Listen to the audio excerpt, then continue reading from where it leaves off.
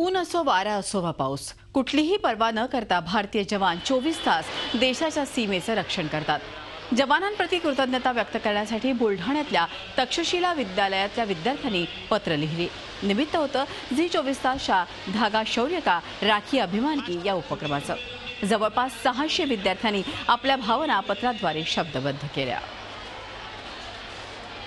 प्रिय सैनिकांना माझा सप्रेम नमस्कार। मला तुमचे उपकार कसे मानावे हे मला कळतच नाही, कारण तुम्ही तुमच्या परिवारापासून स्वतःच्या हृदयावर भार ठेवून रात्रंदिवस डोळा न लावता स्वतःच्या जीवाची पर्वा न करता आपल्या देशाचे रक्षण करता।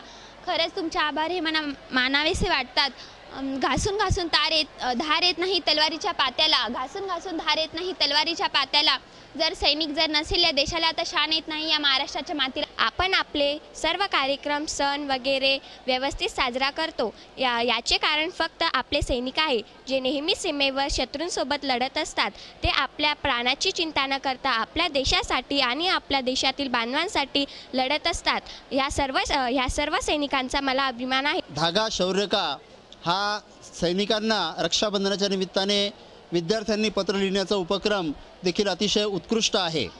आमच्या विद्यालयाच्या जवळपास 600 विद्यार्थ्यांनी सैनिकांना पत्र लिहिलेली आहेत आणि त्यामुळं त्या निमित्ताने आम्हाला देशभक्तीचा संस्कार मुलांवर रुजवता आला।